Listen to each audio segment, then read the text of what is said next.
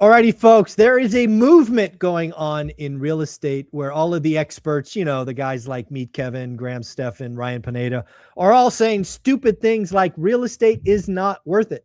Even if you've made millions of dollars, as Graham Stephan says he says real estate isn't worth it. Well, you know what? Those folks have been in the real estate cycle for like 7 seconds. I thought we'd go back and bring our boy on, Coach Carson, who's got multiple decades at this, started before the GFC, and ask him, is real estate over? Welcome back, Chad. How you doing, buddy? Good to be here, Michael. Thanks for having me. So I'm curious. I'm sure you have seen a growing trend of people saying real estate isn't worth it. So I'm just curious, are you selling all of your real estate? Are you going to become a drop shipper, podcaster, golf enthusiast like all of these other YouTubers? Yeah, after watching 2 or 3 videos, I just press sell on my real estate button, and then it's you go into Robinhood and hit sell. It's all gone. Yeah, no, it's I'm all in. I'm more in than I've been in a long time, and I just the thing for me is the people who are, I'm not arguing with them necessarily. I don't really care what any of those people do. It's the people who listen to that though, and they think, oh, well, these smart people must be getting out of real estate. It must not be a good idea. That part bothers me. And if real estate was actually a bad idea, then I would say, okay, cool. But it's actually been the longest lasting wealth builder for so many people. Like I just had a conversation. My dad has been a real estate investor for 40, almost 50 years. And he and my mom live off rental income in their retirement, live very well. My mom was a medical professional, and then they bought real estate. I know tons of stories like that for people who aren't watching YouTube, who just for the last decades and decades and decades have used real estate to go through different cycles. And yes, you've had to adapt to different realities and different strategies, but like I feel like we're mistaking the blip, the little short-term changes, for the long-term value of an asset class. And that hasn't changed. In fact, I think it's even, I've heard you say this too, like 2026 is like a much stronger time to get into the game if you have your mind right than it's been the last 5 years. Like this is a really good time to buy. And so I think this is a little bit ironic that that's the time when people are saying, it doesn't make sense anymore, when actually the long-term people are like, no, this is actually really good. I want to push on that a little bit because I sometimes feel like I'm yelling into the abyss when I tell people 2026 is better than 2022. They look at me like I have 3 heads. And they also say stupid things like you're a realtor or whatever. I'm like, dude, no, I'm an investor. That's like all I do, right? And oh, by the way, I only invest my own money. I'm not some shill who's got millions of dollars in investor capital behind him who has to do deals to get paid. That's not who I am. I just know, or I believe, and I'm curious what you think, that I would rather buy from a motivated seller in a market with more inventory and more choices than a market that's so hot you got to react in 7 seconds. I like the market today better than 2022. What say you? Yeah, I think the reason you think that, and the reason I think it too, is understanding the difference between retail and wholesale. Oh, I love that. Yes. Retail is the normal real estate market where if you go out and you pay whatever the price is on the MLS, you pay that. There was a time, not always, it was a very short blip where you could get like a 4 or 5% interest rate, pay retail price, put 20% down, and actually still make it cash flow. Yeah. Like that was such a perfect storm anomaly and if you look at like decades of experience in real estate, that never happens. Like that's very unusual. The normal is if you go back and talk to people in the 1980s, you had 16% interest rates and you had to figure out some way to assume a loan that was at 10% and be creative and do financing, or you had to figure out a way to buy a property at 70 cents on the dollar so that the high interest rate still makes sense and put more money down. Like the history of real estate investing has always been about, we have to adapt to these challenges because the thing that makes it hard is the thing that makes the prices actually get attractive. So like the interest rates being higher today than they were 5 years ago is on paper, you're like, well, that makes retail investing not work. But that's the reason you're able to buy real estate again in some situations at wholesale prices. Because real estate investors have always had this rule, like the buy low, sell high. That's like it's a cliche, but in real estate, you either have to buy the price low or you got to get the interest rate low. There's no other way to make it work. It's one of those two or both. No, at the end of the day, and the last thing I'll say about that is in a market like today, where it's easier to find motivated sellers because again, there's less buyers, you can get both. Mm-hmm. You can get both. You can get a price below market, in some cases 6 figures below market, and you could get a seller to give you a very low interest rate. I have a house where I have 0% interest rate fixed for 30 years. I am paying principal. I have two of those now that I remember. I have two of those. 30 years fixed. Mm-hmm. Why? When did I get those? Motivated seller. Right. Yeah. I think that's the key. So it's the psychology of the market. When you have people who are a little bit more motivated or a lot more motivated to sell, that is when you can do it. But you have to know how to negotiate. You can't be. I think this is the time, Michael, when amateur real estate investors really have a very hard time. Exactly. But people who are ready to go pro and actually like be good at this thing, then those skills that you've been building for years and those skills that of negotiation and financing and analysis, it actually pays off now. Whereas before, there's really no difference between you and the next guy over there who's making an offer, because your money's green, their money's green. That's all exactly. it was. Yeah. Yeah. The other thing that I think is really interesting, and I saw Graham Stephan on Ryan Pineda's video kind of talk about this, and I'd love to get your opinion. Graham is basically saying stocks are better than real estate, and he's focused on the last 4 years. Mm-hmm. And you're absolutely right. I mean, if you only look at the last 4 years, real estate's been kind of tough and the stock market's been up 20%. So if that's your only frame of reference, and you're looking to make a decision on the next invested dollar, of course you should put it in stocks, because your frame of reference is 4 years. Yeah. I have a frame of reference with experience back to 2001. I've studied it back to 1970. And let me just tell the people that believe Graham, I am willing to put $1,000 up for anybody out there that wants to play this game. One of you, I'm not going to do all of you, but one of you, $1,000, that I believe real estate will be a better investment over the next decade than the stock market. Why do I say that? A, real life experience. I lived in the market. I invested in the market. I benefited in the market the last time we had 3 amazing years. Today, we're on year 4 of these amazing years. But I know from personal experience, the chances that you're going to get a lost decade are really good. Yeah. Because you don't have year after year of 20% gain, right? The average over 100 years is 8%. So if you've had 4 years of 20% growth, that means there's some bad years coming. Mm-hmm. And you're not seeing it. You're not zooming out and looking at that. So again, if your frame of reference is only 4 years and you want to take a single family rental and compare it against the last 4 years, yeah, stocks have been amazing. But you know what? Life is more than the 4 years, and you should be thinking about the next 40 years. Yeah. That's what I want people to think about. I'll be interested in anybody who takes you on that bet. I actually like both investments. I own index funds, and I like that for what it is, and I like real estate investing. But I want to point people to a study that I think has been the most convincing thing for me about the stocks versus real estate debate. And the study I think was called the Return on Everything.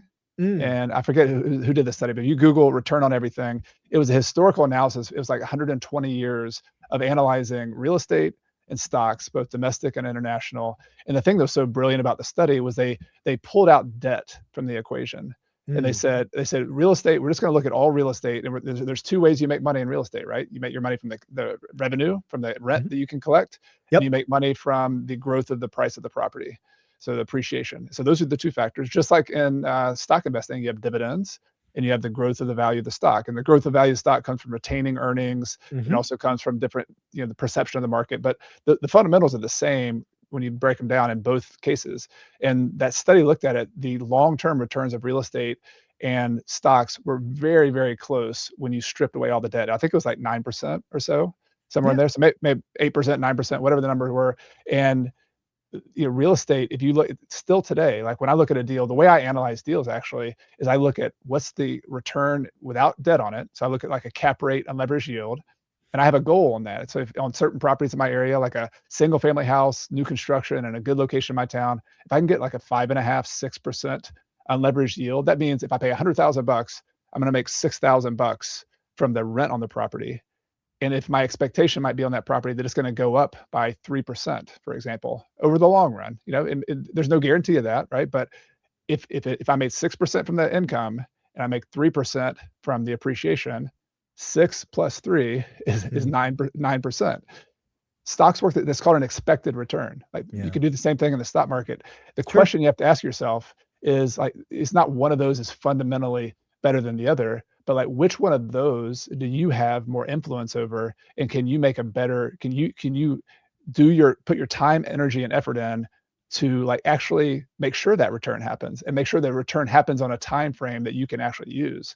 And my argument is that real estate is like heads and shoulders above that for people who are control freaks, who actually want to influence the outcome of their the market. Like Yeah. stocks are great, but it's completely passive. You're on that roller coaster, up and down, whatever happens, and you have zero control over it.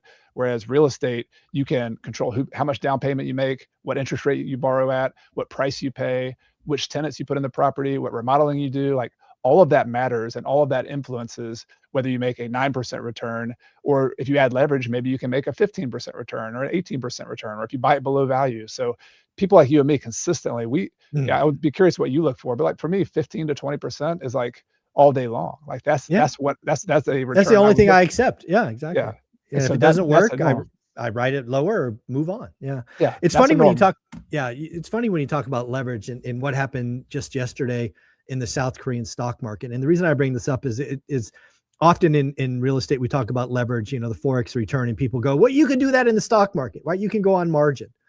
Well, guess what?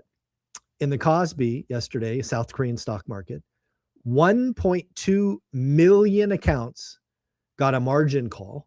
Whoa. 350,000, so roughly 25% of them went to zero.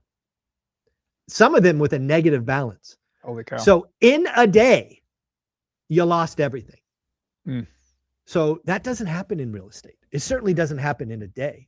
And again, the beauty of 30-year mortgage, so we're talking about residential here, it doesn't matter if the price goes down. As long as you have cash flow, you can hold it.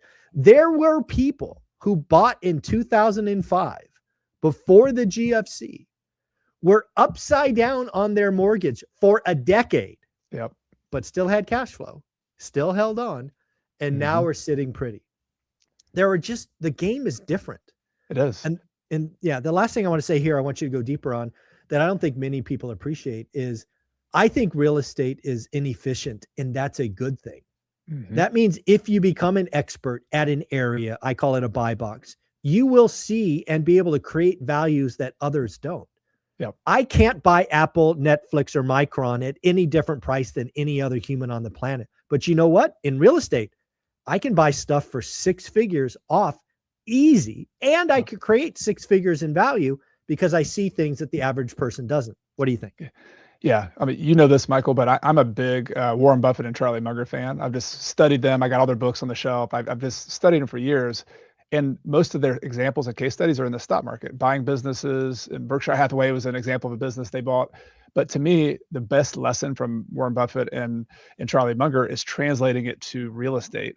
Because for most of us, like the average small and mighty investor, going and trying to compete with professional stock investors who have more information, who have more timing, who have more capital, it's just like it's almost lose. Yeah. losing game. I mean, I'm sure there's some people who do it, but with real estate, I know people all the time and who are street savvy, but aren't like, brilliant, like PhD kind of people. They have street smarts, and they're able to use their street smarts and their skills to go out and do great deals every day that are amazing. That would make, the returns that Warren Buffett has very similar or better, in a real estate environment. That is very possible because of what you said there. And we can list all the different ways you can do it, but buying deals that you can add value to, just a simple remodel. You used to turn 2 bedrooms into 3 bedrooms in houses. I used to, my kind of bread and butter was I had bought small, older multifamily properties, like 2 units, 4 units, 8 units, 10 units that were undervalued and just needed some love. And then we would fix them up.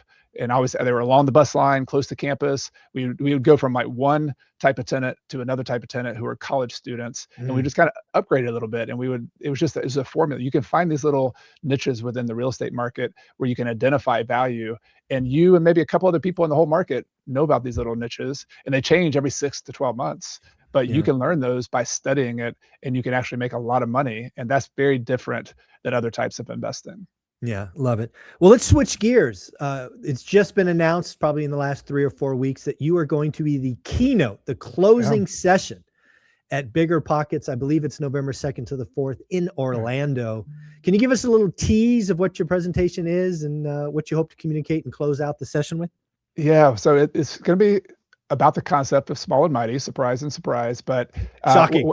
yeah, what I want to talk about is more for those who are aspiring to financial freedom, to do something awesome with their life. How do you figure out this point where you actually kind of intersect your goal of being happy and living a good life with a portfolio of real estate? Like, what does that look like? Like, and how do you define this like elusive thing called enough? Like, when you actually have enough to kind of focus on some other stuff in your life. Like, I think that's very difficult, especially for ambitious people, especially for people who have been, are able to save money and build wealth.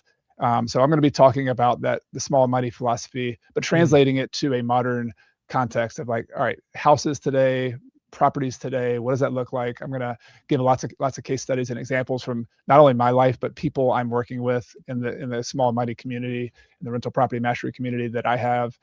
So that's a little bit of a sneak preview. And I'm also teaching a workshop the first day, which I'm really excited about. I appreciate them letting me do that, but it's going to be more for the intermediate to advanced investors. So those who are already have 5-10 properties, for example, but they're like, I've got a lot of equity, but like, how am I supposed to live off this stuff? I'm still only making a couple $1,000 a month and I need 10,000 a month, and I have the equity, but I don't have the cash flow.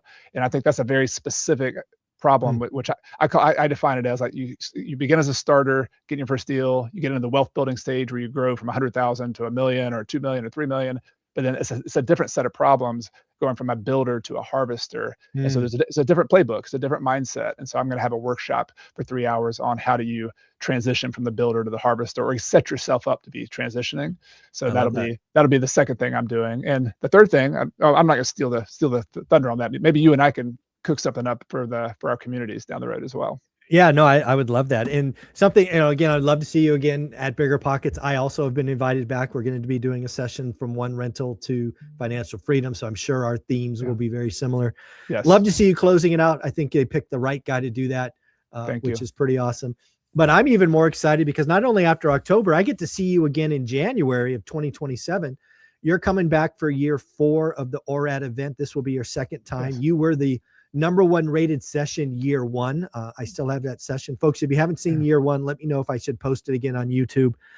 I can obviously do that if you want to see it. But Chad gave us the most moving, thought-provoking. You even had folks like the Lumberjack and Dion in awe going, yeah, Chad's on to something. So we love. So happy you said yes to come back to year 4 of ORAD. So thank you for that. I can't wait. It's going to be, bar none, that the community you built there and the event you built there was an amazing experience. It's been hard for me to get out of my little life in South Carolina and go all the way across the country.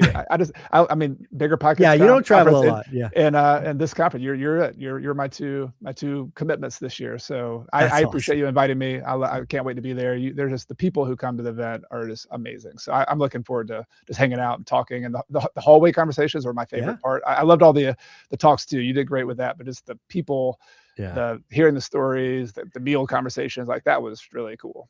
Yeah. Well, let's tie these two together. We're actually going to we want to do something at Bigger Pockets Orlando, where we get the small and mighty community together with the one rental at a time community.